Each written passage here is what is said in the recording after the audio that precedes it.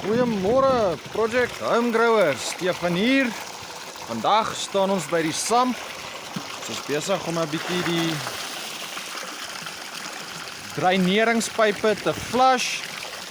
Al wat ek doen is, ek haal die deksel van die samp af en dan hou ek die outlet so klein bietjie toe, laat die water in my hoofdreinpyp kan opbou.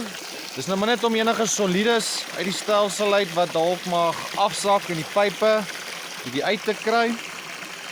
Ek laat hy net so 'n bietjie opbou en dan laat ek hom gaan. En sien, dan gaan hy nou 'n bietjie vinniger loop. Kom hy.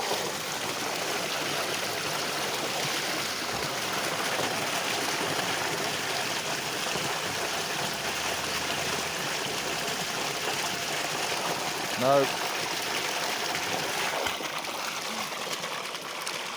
hierdie hoeveelheid vloei is die rede hoekom ons korel in somer kan aanhou en ons waterkwaliteit skoon genoeg kan hou dat die vis heeltemal gelukkig is.